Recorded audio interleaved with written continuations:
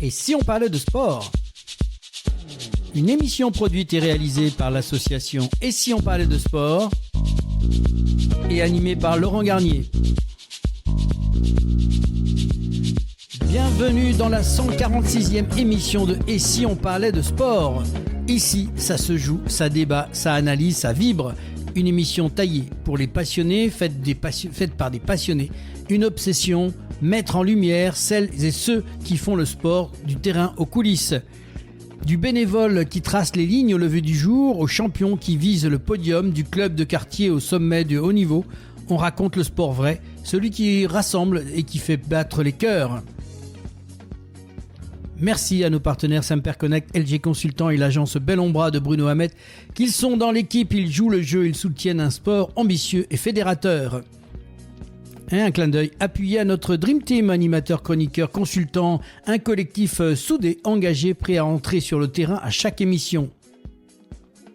Alors, échauffez-vous, montez le volume. C'est parti pour la 146e émission de Et si on parlait de sport ?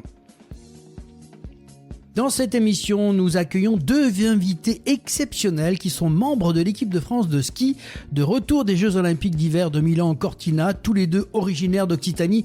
Vous les connaissez, vous les avez vus et on a la chance de les avoir à l'antenne. En première mi-temps, place à Perrine Lafont qui nous ouvre les portes de son univers. Championne olympique, enfant des Pyrénées et compétitrice au mental d'acier, elle incarne l'excellence du ski freestyle français. Originaire de l'Ariège, elle a marqué l'histoire de sa discipline avec un titre olympique en 2018, plusieurs sacres mondiaux et une médaille de bronze décrochée à Milan-Cortina en 2026. De son retour des Jeux à ses plus grands exploits, en passant par les coulisses du ski de boss et son attachement à l'Occitanie, elle se livre sans détour au micro de notre émission. On prendra ensuite de la hauteur avec Béatrice Rouche, membre du comité Ski Pyrénées-Occitanie, qui nous apporte son éclairage institutionnel et territorial, l'occasion de comprendre comment les performances de haut niveau contribuent au rayonnement de toute une région, des stations aux clubs locaux. Et en deuxième mi-temps, nous retrouvons Vincent Maharavo, skieur acrobatique au parcours singulier, originaire des Pyrénées et membre de l'équipe de France. Il revient lui aussi des Jeux Olympiques de Milan-Cortina avec une expérience marquante et un rêve olympique plus vivant que jamais. Trois regards complémentaires pour une mission placée sous le signe de la passion, de l'engagement et de l'impact du sport de haut niveau. Et maintenant, place à la première mi-temps avec Perrine Lafont, championne olympique de ski freestyle. Et si on parlait de sport ? Première mi-temps.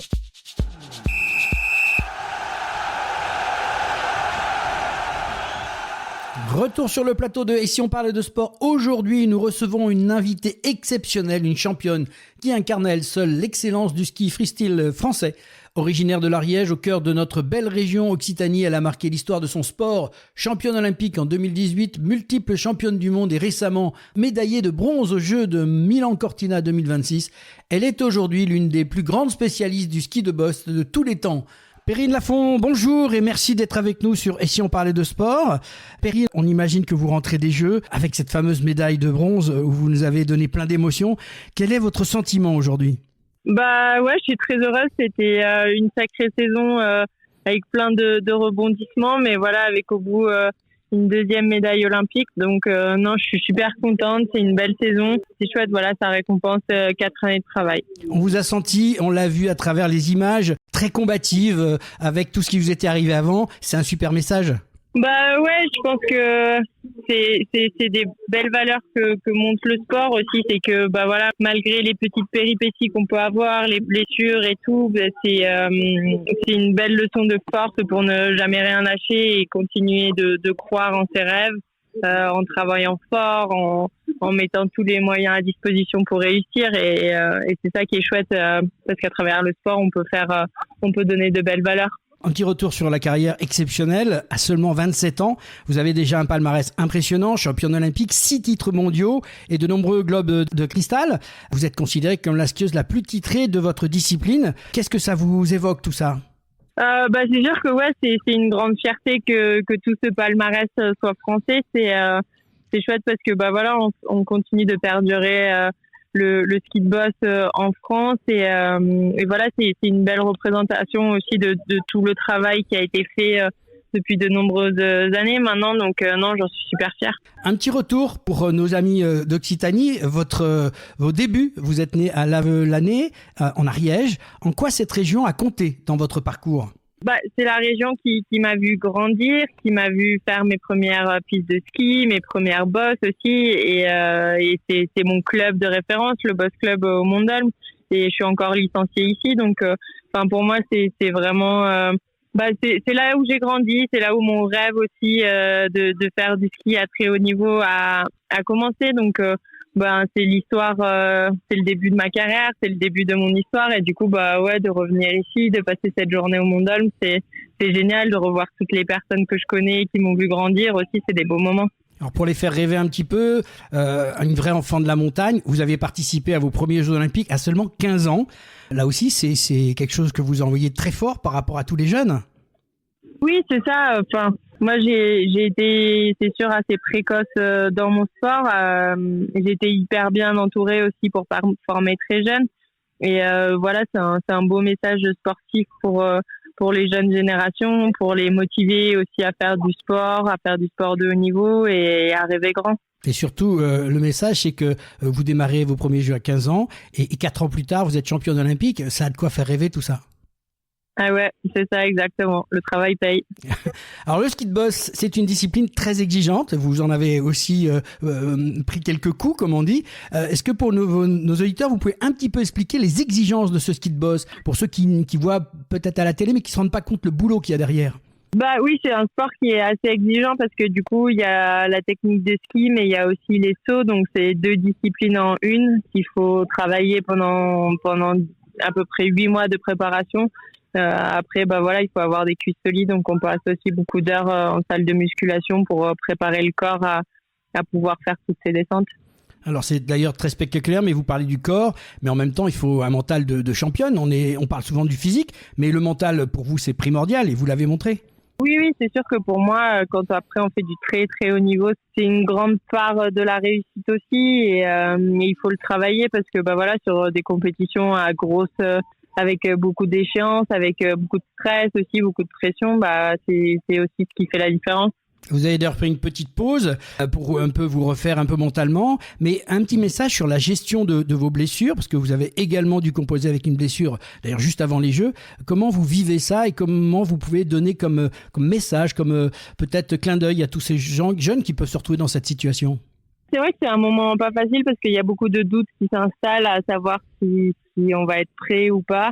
Après, il faut être bien entouré avec un bon staff médical pour récupérer, pour faire la rééducation.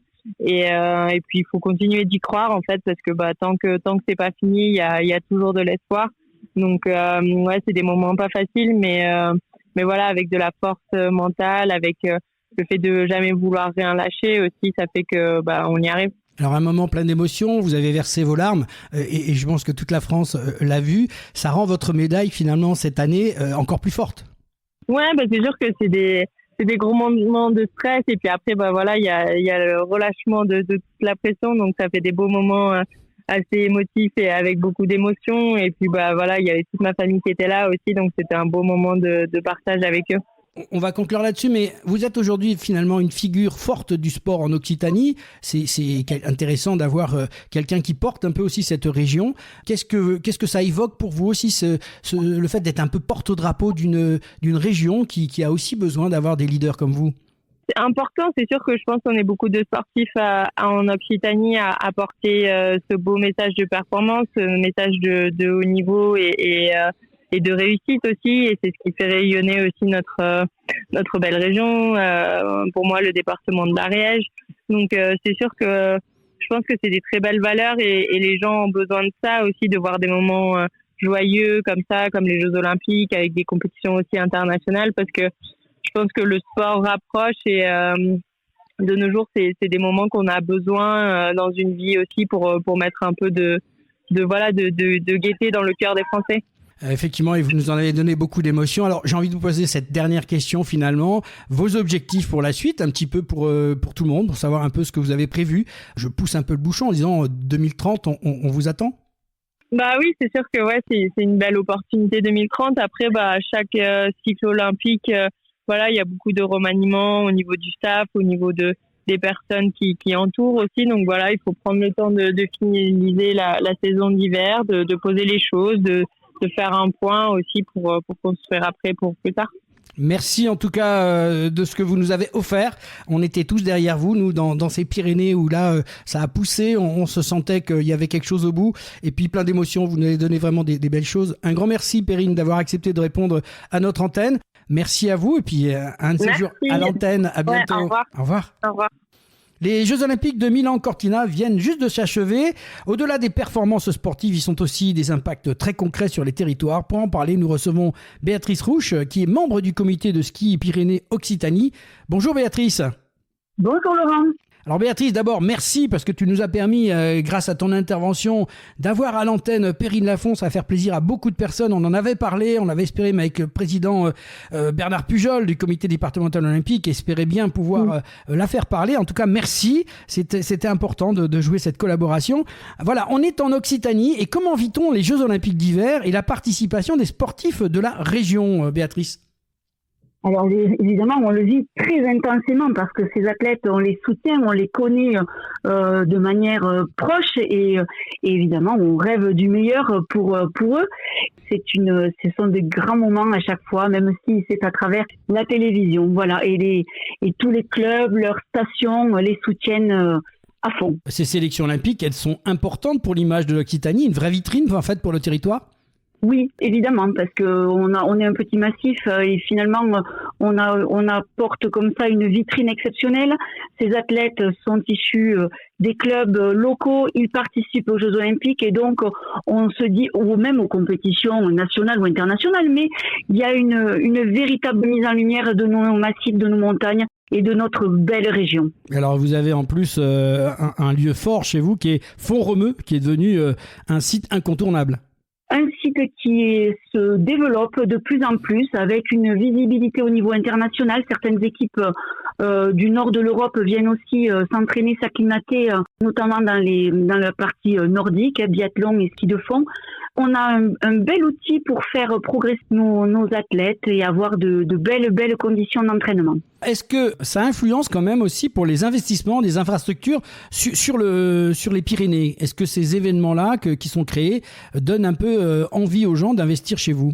De mon point de vue, c'est difficile de le mesurer concrètement, mais certainement, il faut le souhaiter puisque les efforts sont mis d'un côté pour pouvoir accueillir les gens. Donc, il y a aussi de la visibilité, une forme de tourisme qui se développe autour de cela.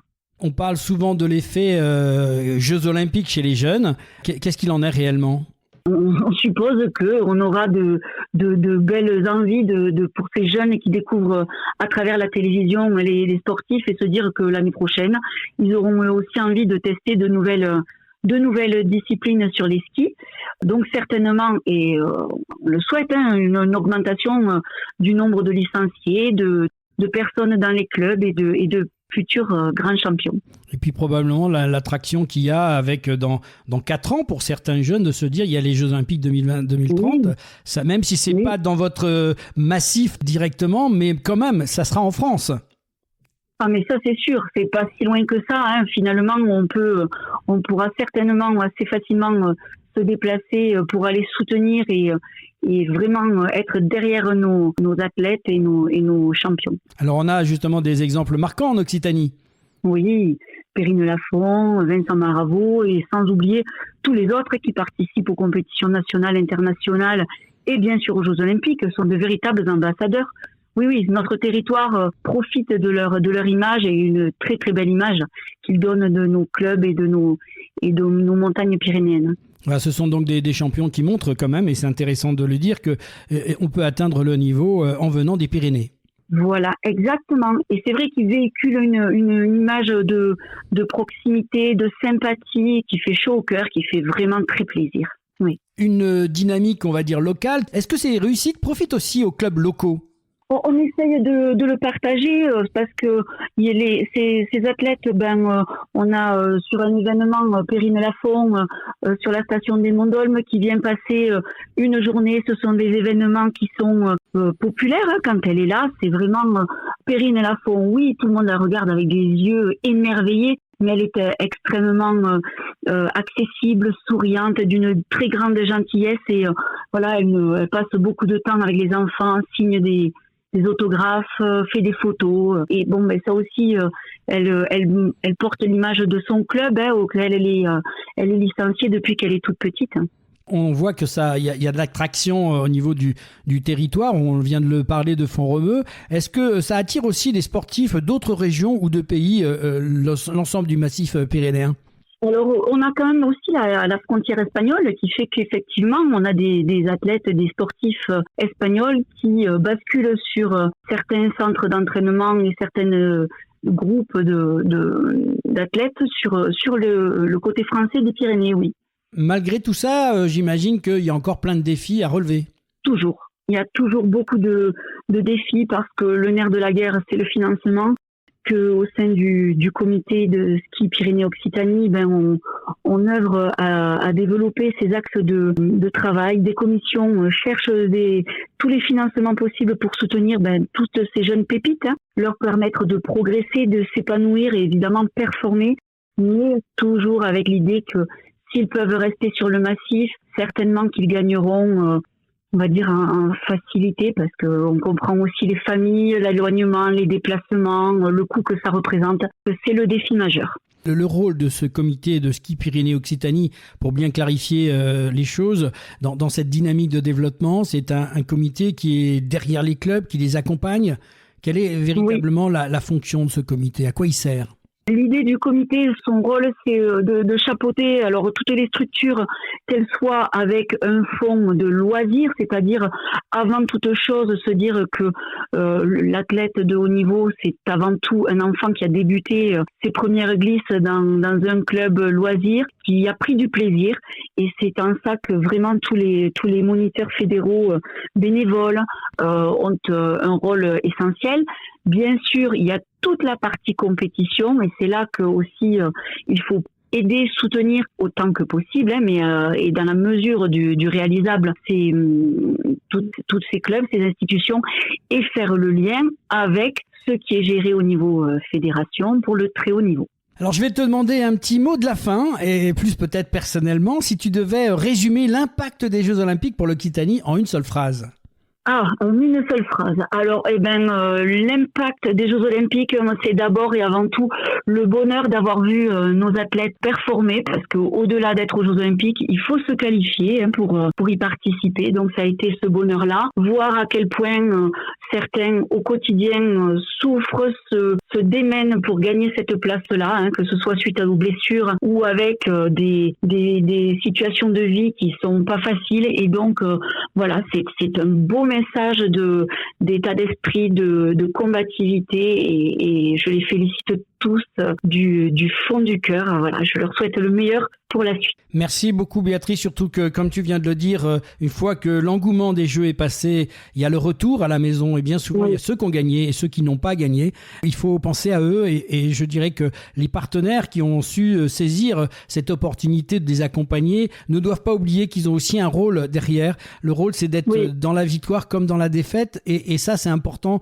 que toutes les responsabilités soient prises quand on s'engage avec un jeune pour pas le lâcher derrière et qui se retrouve à recommencer à zéro sa vie. Voilà. C'est un petit message que j'avais envie de faire passer, mais c'est un peu aussi grâce à toi. Je pense qu'il faut penser à tous ces jeunes qui ont été des fers de lance pour la France. Ne les oublions pas.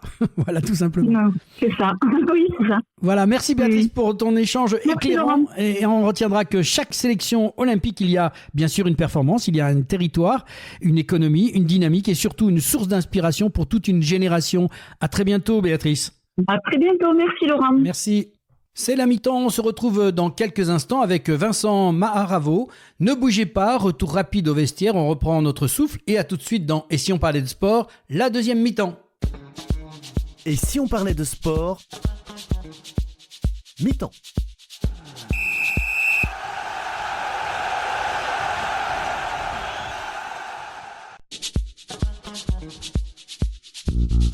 devenez supporter de l'émission Et si on parlait de sport ? Depuis plus de 125 émissions, l'équipe de Et si on parlait de sport fait briller le terrain médiatique des sportifs, des entraîneurs, des dirigeants, des bénévoles, toutes celles et ceux qui font battre le cœur du sport au quotidien. Nos chroniques, nos interviews, nos reportages touchent chaque mois des milliers d'auditrices et d'auditeurs. Mais pour continuer, pour exister, pour aller encore plus loin, on a besoin de vous. Pourquoi nous soutenir ? Parce que vous aimez notre ton vrai, nos sujets humains, nos valeurs fortes. Parce que vous croyez que le sport, ce n'est pas que la performance, mais l'esprit d'équipe, la passion, la proximité. Et parce qu'un média indépendant, ça se défend. Alors avec votre soutien, on peut continuer à produire chaque semaine, donner la parole aux acteurs du terrain et lancer de nouveaux formats encore plus forts.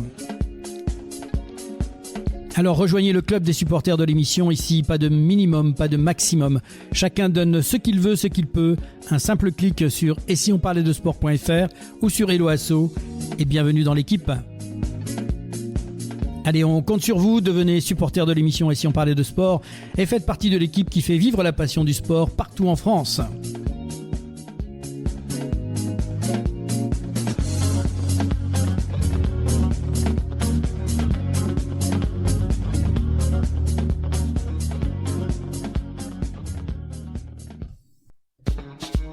Et si on parlait de sport ? Deuxième mi-temps.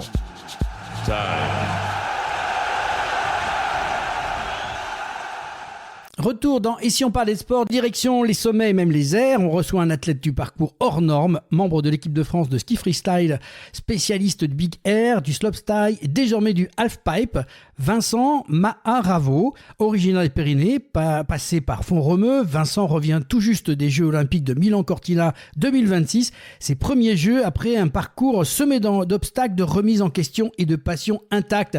Vincent, bonjour. Bonjour à tous. Merci Vincent d'être avec nous, nous accorder un peu de ton temps. On sait que tu as besoin de souffler un peu après ces Jeux. Et justement, ce que je voudrais savoir, moi, toi qui reviens directement, un moment qui a été forcément fort dans ta carrière, comment s'est déroulé ton parcours sur place, entre les sensations, ta performance en compétition, tout ce que tu as vécu en dehors des épreuves ? Ouais, donc première expérience olympique pour moi, les Jeux Olympiques de Milano-Cortina, c'était quelque chose, c'est quelque chose. Je suis encore un peu sous les émotions. Le freestyle se déroulait à Livigno, donc une station que je connaissais quand même du passé pour le slopestyle et le big air. Donc j'allais m'entraîner souvent là-bas à Livigno avant les Jeux, donc ça faisait toujours émotionnel de revenir sur ce lieu d'entraînement.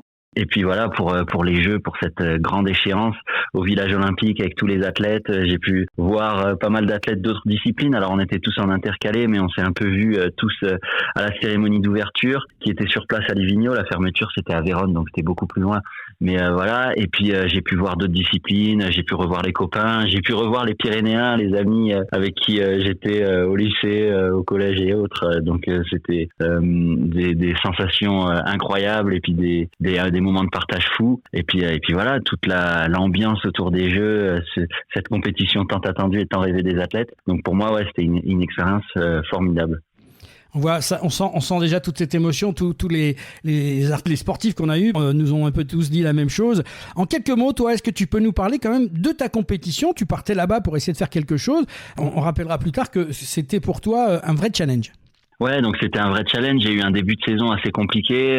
J'ai eu quelques petits pépins de santé. Je vais me passer les détails, sinon la liste sera longue. Mais voilà, des petites douleurs aux genoux, des petites bricoles. Donc j'ai fait un début de saison qui était pas très fameux et j'ai quand même réussi à me qualifier aux Jeux Olympiques. Donc ça c'est déjà la première victoire pour moi. Au vu de ma condition physique avant les Jeux. J'ai eu un petit peu de temps de repos, donc entre le 10 janvier jusqu'au 10 février, donc un bon mois de repos avant les Jeux pour justement revenir en forme. Et puis j'étais content d'être sur place et je me sentais vraiment bien, mieux que pendant le début de saison. Voilà, donc les entraînements se sont déroulés comme ils se sont déroulés. On a eu des conditions météo assez compliquées. Il y a eu pas mal de vent, de neige. Enfin, ouais. Nous la dernière semaine, c'était un peu catastrophique. D'ailleurs, mes qualifications ont été repoussées d'un jour. Elles devaient être un vendredi 19, je crois, et c'est passé le 20, donc le samedi, quelque chose comme ça, si je dis pas de bêtises. Donc on a eu une petite journée off de remise en question et tout ça. Donc voilà, il y a eu ça. Le 20, on n'a pas eu des conditions parfaites non plus, mais voilà, on a quand même pu skier. Moi, personnellement, j'ai skié plutôt bien. D'ailleurs, pendant les trainings, c'est ce qui est au-delà de mes espérances, j'étais content parce que les trainings étaient pas, les jours précédents étaient pas fameux. Par contre, le jour de la compète, j'ai super bien skié, donc j'étais content. Ensuite sont arrivés les 2 runs de qualification. Mon premier run, je tente une figure sur le dernier saut, ça s'appelle un double cork 1260 que je n'avais pas fait depuis un moment parce que je m'étais fait mal et que je sais pas, j'étais un peu, je la gardais sous le pied pour les JO, donc voilà, je l'ai tenté le moment de mon run parce que j'avais peur de la tenter avant, par peur de justement me blesser et de même pas pouvoir prendre le départ. Donc je l'ai tenté, ça s'est super bien passé en soi, même si je perds un ski, donc je déchausse, je tombe, et dans mon sport, déchausser un ski égale pas vraiment de score, donc c'est reparti pour deuxième run. Je remonte motivé, je me remets dans ma bulle, je me concentre, je me dis allez, on est au JO, c'est mon moment, c'est ma compétition, on va la choper cette finale, on va la choper. Je pars, je refais ce run. Incroyable, beaucoup mieux que le premier run. Toutes les figures sont clean, sont impeccables. Je monte à 5 mètres de haut. La majorité des athlètes montaient à 4 mètres de haut, donc j'étais bien plus haut que tout le monde. On l'a entendu dans les cris, la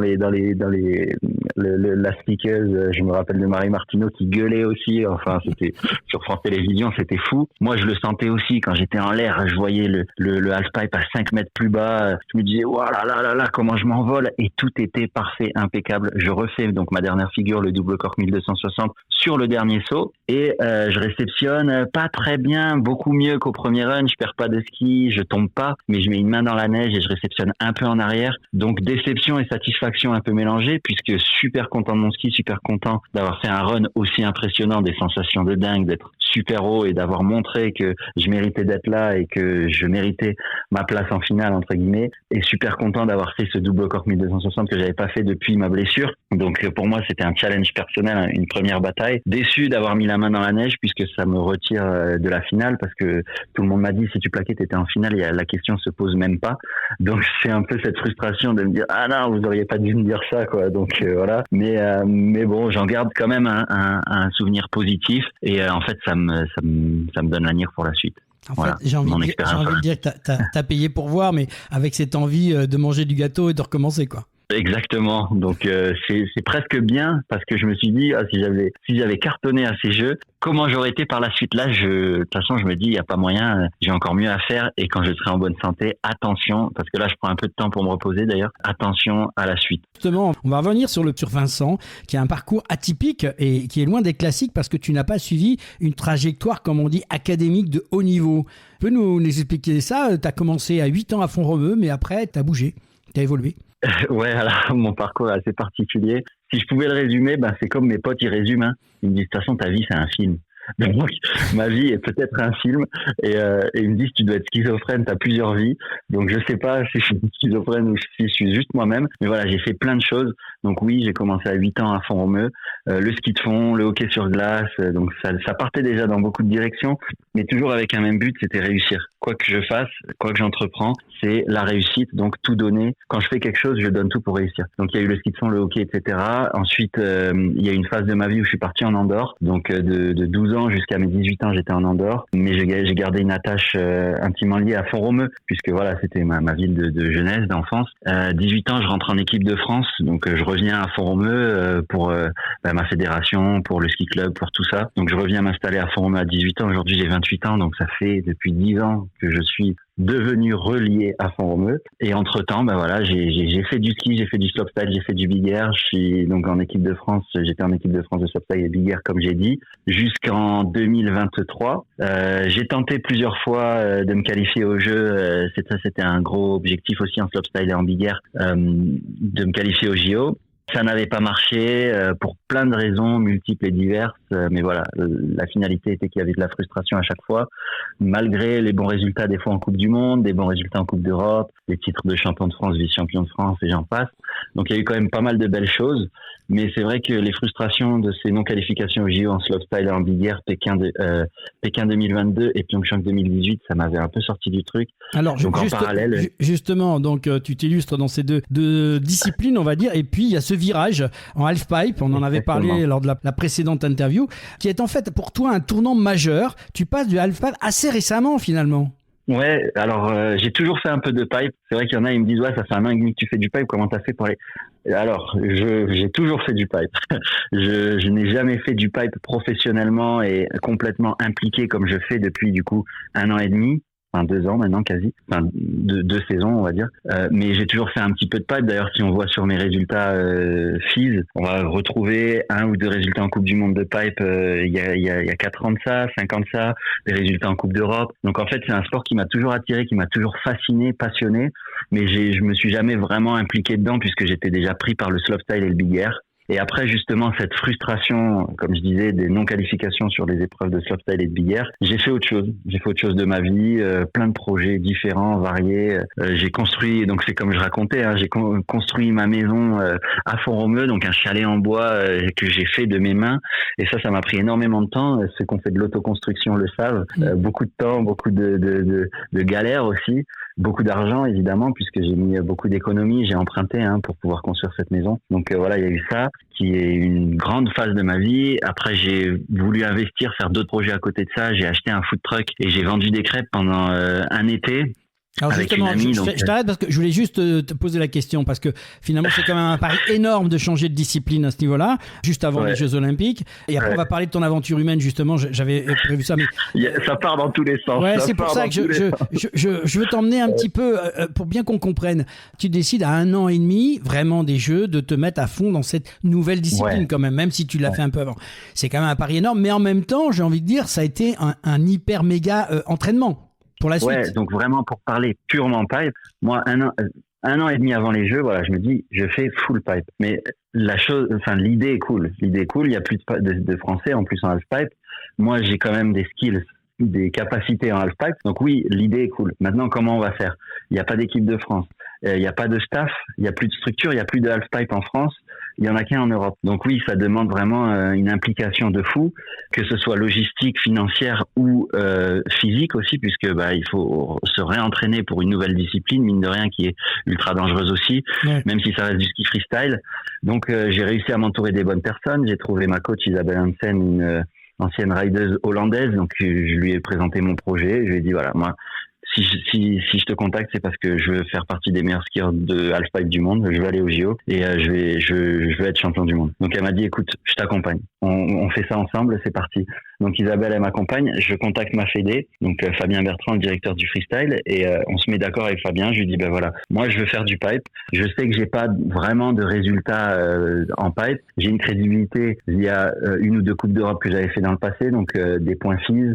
Un niveau que le directeur connaît puisqu'il connaît notre sport quand même, mais voilà, j'ai pas de résultats suffisants pour justifier une équipe de France ou autre. Je suis pas top athlète, j'ai jamais fait de finale en Coupe du Monde, enfin voilà. Donc Fabien me dit ok, y a pas de souci, tu veux faire du pipe, et ben nous c'est ok, on t'inscrit aux Coupes du Monde de pipe, mais on pourra pas te suivre d'une autre manière que seulement logistiquement pour t'inscrire sur les Coupes du Monde. Il y a pas de structure et puis tu remplis pas les critères pour créer une nouvelle équipe, on va dire. Donc alors, on est d'accord. C'est là que commence ce qu'on appelle cette aventure humaine et financière dont tu as parlé plusieurs fois d'ailleurs. Et tu as dû finalement, et c'est important de le noter, financer par toi-même ta carrière, c'est-à-dire préparer ce énorme challenge que j'appelle une aventure pour arriver au jeu préparé, mais avec tous les frais qui est autour. Carrément, et le mot aventure humaine, comme tu l'as expliqué, il résume très bien ce qui s'est passé, puisque voilà, une fois que j'ai eu le feu vert de la fédé et que j'ai réussi à m'entourer du staff nécessaire et que moi la volonté, je l'ai toujours eu en moi de vouloir performer et de m'entraîner au plus haut niveau, et ben il fallait payer tout ça. Et donc c'est là qu'on en vient à l'aspect financier. Comment je vais financer ça ? Puisque je suis pas en position de demander des finances par ma fédé ou autre, quand on vient de se lancer dans un truc comme ça, c'est ce qui était dit. Donc moi j'ai dit pas de souci, je me débrouille tout seul comme un chef, je vais trouver mes moyens seul. Et donc comme je disais dans le passé, moi j'ai toujours plein de projets. D'ailleurs ça doit s'entendre au téléphone, je suis toujours au taquet à 100%. Donc voilà, donc là il y a eu cette construction de mon chalet en bois à Font-Romeu, donc tout a pris tout seul, etc. Où je me disais voilà, je vais le diviser en plusieurs parties. Ce chalet il est divisé en plusieurs parties. Il y a des parties que je loue, des parties où j'habite. Et là j'ai décidé de tout louer justement pour maximiser les moyens. Donc j'ai construit ce chalet à Font-Romeu que je loue, qui me génère suffisamment de revenus grâce aux plateformes de courte durée, les gens qui vont au ski le week-end, etc. L'été aussi. Et donc tous ces revenus là, moi je les réinjecte à 100% quasi dans le ski, et il y a une partie qui sert à payer le crédit évidemment. Donc il y a eu ce chalet, ensuite plein d'autres projets. Donc dans cette aventure humaine, il y a eu l'histoire du food truck. Moi, j'ai acheté un food truck. Alors j'ai bien compris, je vais te couper parce que ça, j'ai bien compris que en fait on pouvait te commander des crêpes parce que maintenant tu savais très bien les faire sauter et c'est peut-être pour ça que dans le hashpipe t'étais doué, t'as appris à faire les pirouettes comme on dit. Moi je vois une chose que je voudrais que tu nous parles parce que c'est énorme, mais en même temps ton mental dans tout ça, parce que il faut tenir. Comment tu tiens dans tous ces moments-là, les galères. Enfin, le kidam de base aurait baissé les bras aujourd'hui. Ouais, alors en fait, j'ai qu'une réponse pour tenir dans le mental. Je sais pourquoi. C'est la passion. C'est tout. Ça se résume en un mot. C'est la passion. Et en fait, dans tout ce qu'on entreprend dans la vie, que ça soit d'ailleurs sportif ou extra-sportif, ou même pour d'autres personnes qui sont pas sportifs de haut niveau, mais qui sont passionnés par certaines choses, et ben comme on dit, et l'expression est vraiment vraie, quand on aime, on ne compte pas. Et moi, je suis passionné de ski, donc je compte pas mes heures dans quoi que j'entreprenne. Et voilà. Et en fait, quand je passais à travers ces galères et tous ces projets, autant soit-il, j'étais passionné de ski, je rêvais ski, et je me dis mais j'aime tellement le ski que je suis prêt à faire n'importe quel sacrifice pour continuer à vivre cette aventure. Et ça, c'est beau. Et en fait, dans la vie, peu importe ce qu'on possède, peu importe ce qu'on a, qui on est, à quoi on ressemble ou autre, si on est passionné par ce qu'on fait, c'est la plus belle des choses. Donc moi, c'est vrai que c'est ce qui m'anime le plus tous les jours dans tout ce que je fais, c'est me lever, avoir le sourire, être passionné. Et puis quand je suis là sur une terrasse avec mon café, me dire mais waouh, je kiffe la vie, j'adore la vie. Donc ça paraît un peu idyllique et bisounours de penser comme ça, mais c'est ma manière à moi d'être le plus heureux du monde. On sent bien cette passion chez toi, et c'est très bien parce qu'elle est communicative. J'ai envie de parler de ce petit lien que tu as quand même avec l'Occitanie quelque part, parce que même si tu t'en rends pas forcément compte, tu es sûrement un modèle pour plein de gens, plein de jeunes qui cherchent à trouver des gens qui font ce que tu fais, qui ont peut-être pas osé faire le pas. Tu es très attaché à Font-Romeu et aux Pyrénées. Cet attachement-là, il te vient de ta naissance et ça va plus loin finalement. Ouais, donc moi, déjà, j'adore le Sud. Ici en Occitanie, c'est ma maison, c'est chez moi. Et quand je suis rentré en équipe de France étant plus jeune, on m'a proposé d'aller dans les Alpes comme tous les skieurs, etc. Moi, je suis attaché à cette région, à l'Occitanie. Je me voyais pas quitter l'Occitanie. J'y suis arrivé quand j'étais assez jeune, à 7 ans. Alors, je suis né à Paris, mais faux parisien puisque j'y suis pas resté très longtemps. Et voilà, je suis arrivé tout jeune ici. J'ai mes amis d'enfance, j'ai mon école primaire qui était ici, la découverte du ski. En fait, pour moi, le ski, c'est l'Occitanie. Moi, j'ai tout découvert ici à Font-Romeu, personnellement. Il y a une phase de ma vie en Andorre, ça reste le Sud quand même. On est intimement liés. L'Andorre, c'est une principauté, donc qui est un petit peu français quelque part aussi. Donc le Sud, tous mes amis qui sont aussi d'Ariège, je pense à Enzo Valax, qui était mon super pote des JO. On a passé tous les JO ensemble avec Enzo, qui est de Ax-les-Thermes. Donc voilà, et puis voilà, moi j'ai grandi ici. Je suis tellement heureux justement d'être un modèle, comme on dit, pour les jeunes pyrénéens. Je l'ai vu là, je suis allé à Saint-Lary aussi il y a pas longtemps, tous les jeunes qui me demandaient des photos, qui rêvent de Jeux Olympiques, et se sentir un peu proche de ce rêve olympique pour les jeunes, en voyant un jeune d'ici, du pays. Moi, je me suis entraîné à Font-Romeu. Ok, maintenant je pars à l'étranger, etc. Mais si j'en suis arrivé là, c'est grâce aux Pyrénées, grâce à Font-Romeu, et on a de quoi. Dans nos montagnes, on a de quoi devenir des grands champions. Et je pense aussi à une amie, à Perrine Lafont, qui est une des plus grandes skieuses de la planète aujourd'hui dans sa discipline. Et elle vient aussi d'Occitanie. Elle a appris au Mont-Dolme. On était ensemble au water jump à R dans les Pyrénées. Je me rappelle quand on avait 12 ans. C'est un truc de fou. Et là, on se retrouve tous ensemble au JO. Donc oui, les Pyrénées, c'est une belle terre de futur. Et j'encourage les jeunes à y croire. On a eu Perrine tout à l'heure, parce qu'elle est effectivement au Mont-Dolme actuellement, où elle va présenter sa médaille à tout un tas de gens. Donc voilà, c'est la liaison est faite. Moi, je voudrais te parler de l'équipe de France, parce que tu fais partie aujourd'hui d'une génération qui doit probablement reconstruire certaines disciplines, ou toi, dans ton cas, construire complètement une discipline. Ouais, alors c'est un peu une sorte de responsabilité, entre guillemets, pour essayer de justement remettre au goût du jour une discipline qui a été un peu oubliée, de par le manque d'infrastructures, surtout, parce que des jeunes motivés et passionnés de halfpipe qui admirent cette discipline, je vois qu'il y en a beaucoup. Maintenant, on n'a pas de structure en France, mais il y a beaucoup de choses qui vont bouger, je le sais. J'ai eu beaucoup de discussions avec différentes administrations, différentes stations de ski, etc. Et on sait qu'en plus, il y a les Jeux Olympiques en 2030. 4 ans, c'est très court. Mais c'est l'occasion justement de faire ressortir, une nouvelle ère de notre sport. Et voilà, donc c'est une sorte de responsabilité. Et je suis super content, voilà, au sein de l'équipe de France aujourd'hui, de représenter ce sport Et je pense qu'il y a beaucoup d'avenir dans ce sport et aussi dans les Pyrénées. On a un vivier de freestylers dans les Pyrénées qui est incroyable, des jeunes qui montent en force et on le voit sur les petites compétitions, les Coupes d'Europe, etc. Et donc moi je crois en l'avenir du freestyle, donc c'est bien. Et je suis content de faire partie de cette nouvelle ère. Tu nous as raconté plein de choses et c'est passionnant à t'écouter. Justement, avec le recul aujourd'hui, quel regard tu as sur ton parcours ? Est-ce que tu es fier de ton parcours ? Alors moi je suis plus que fier, je suis tellement satisfait et fier de mon parcours, même si des fois il a été critiqué. Il a été critiqué par des personnes avec qui j'ai travaillé parce que aujourd'hui je fais pas partie du top 10 mondial par exemple. J'ai jamais encore eu de médaille mondiale sur les coupes du monde, etc. Et ça souvent j'ai eu des entraîneurs qui m'ont reproché, qui m'ont dit tu t'es un peu dispersé dans tous les sens. Si tu t'étais focus que sur le ski, 100% ski, aujourd'hui tu serais champion du monde. Et je le sais, mais finalement mon parcours, c'est mon histoire, c'est ma passion. Et moi, ce que j'ai vécu jusqu'au jour d'aujourd'hui, c'est beau. Et toutes ces choses que j'ai entreprises dans toutes les directions, un peu que j'explique, ça m'anime et ça fait de moi la personne la plus heureuse du monde. Ça m'aurait rendu plus heureux d'être champion du monde. Je sais pas, j'en doute. Par contre, ça me rend tellement heureux d'avoir tout ça aujourd'hui et j'espère continuer. Aujourd'hui, j'ai dans une mouvance où j'ai vécu beaucoup de choses différentes, diverses et variées, comme je l'expliquais. J'ai envie de consacrer mes prochaines années au sport. 100% au sport, en 99%. Il faut que j'ai d'autres projets quand même. Mais 99% de sport. Tu me tends la perche sur la deuxième question, la dernière question. L'une des dernières questions que je vais te poser, c'est justement quels sont aujourd'hui les objectifs de Vincent ? Qu'est-ce qu'il veut faire plus concrètement ? Tu me parles de l'objectif à long terme qui est à moyen terme, si on veut, des 4 ans. Mais quels sont tes objectifs maintenant ? Donc, l'objectif simple, ça va être ma guideline pour le reste, pour les années, les mois, les semaines à venir. Je veux être le meilleur du monde. Ça, c'est ce que j'explique à mon staff qui m'entoure. Je vais être le meilleur du monde et vous allez m'accompagner à être le meilleur du monde.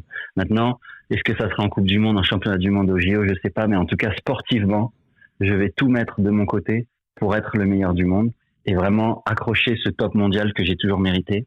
Et aujourd'hui, ça sera en halfpipe. Donc, pour l'objectif proche, ça va être ça. Donc là, aujourd'hui, on est combien ? On est le 20, non, je sais pas. On est en mars. 21. Voilà. 21 mars, je suis à Font-Romeu de retour. Je me repose pour pouvoir ensuite reprendre mes entraînements cet été et m'entraîner. Donc évidemment là en ce moment c'est prep physique, repos, etc. Et il y aura beaucoup d'entraînements, beaucoup de ski, beaucoup d'airbag. Le retour sur les Coupes du Monde, on verra à quel moment. En fait, prochain départ que je prends, c'est pour faire une finale, c'est pour jouer une médaille. C'est pas pour être là quoi. Donc voilà l'objectif premier. Sportivement, on va être là-dedans. Après l'extra sportif, ça suivra. J'ai quelques petits rêves à côté, mais je suis prêt à les mettre de côté jusqu'à Alpes Françaises 2030 pour justement devenir ce meilleur skieur mondial en halfpipe. Beau message. Et un dernier message que tu pourrais faire passer justement, tu as une telle passion à tous ces jeunes, que ce soit d'Occitanie mais ailleurs, puisque on touche plus de monde. Quel message tu voudrais leur faire passer ? Eux qui sont peut-être au démarrage de ce que tu as vécu. Ouais, le message que je veux faire passer, c'est que peu importe de quel milieu on vient, moi d'ailleurs je suis pas d'un milieu modeste, pas d'un milieu riche, peu importe de quel milieu on vient, de quel talent on a ou autre, si on croit en ses rêves, si on croit en ses objectifs, tout est possible. Il faut juste se donner les moyens, avoir les bonnes idées et ne rien lâcher. Et moi je vous encourage tous à croire en vos rêves et à ne rien lâcher. Voilà. Merci beaucoup Vincent d'avoir été avec nous dans Si on parlait de sport. Donc le message est bien passé. Et effectivement, s'il y a des partenaires qui écoutent cette émission, n'hésitez pas à vous rapprocher de Vincent. Il a besoin d'un coup de main pour réaliser ses rêves. C'est un parcours inspirant, authentique, qui montre que le sport de haut niveau, c'est aussi une aventure humaine hors du commun. On te souhaite Vincent le meilleur pour la suite de ta carrière et rendez-vous est pris avec toi pour les Jeux Olympiques de 2030 en France. Merci à tous, je vous embrasse fort. Merci. C'était Et si on parlait de sport, la deuxième mi-temps avec Vincent Maharavo. On se retrouve très vite pour une nouvelle émission consacrée à l'actualité sportive. C'est la fin du match et de cette 146e émission de Et si on parlait de sport. Et si on parlait de sport ? Fin du match. C'est la fin du match et de cette 146e émission de Et si on parlait de sport. Un grand merci à nos invités Perrine Lafont, Béatrice Rouche et Vincent Maharavo. Merci d'avoir accepté de venir nous parler et de témoigner de votre aventure dans ces Jeux Olympiques. Merci à vous, auditrices et auditeurs fidèles. Continuez à liker, commenter, partager. Surtout, abonnez-vous à notre chaîne YouTube. C'est vous notre moteur. Merci bien sûr à nos partenaires LG Consultants, Samper Connect, l'agence Bell Ombra avec Bruno Hamet. Voilà, vous aimez aussi cette émission Et si on parlait de sport, alors passez de l'autre côté du micro, devenez-vous aussi membre ou supporter de l'association, parce que Et si on parlait de sport, ce n'est pas qu'une émission, c'est une communauté de passionnés qui fait vivre le sport sous toutes ses formes. En nous rejoignant, vous aidez à valoriser ces acteurs, à raconter ces plus belles histoires et à faire grandir cette aventure collective. Rejoignez-nous dès aujourd'hui et faites battre le cœur du sport avec nous. On se retrouve très vite pour un nouveau numéro de Et si on parlait de sport, votre rendez-vous où la passion du sport se conjugue toujours avec humanité. À très vite et d'ici là, continuez à vivre le sport autrement.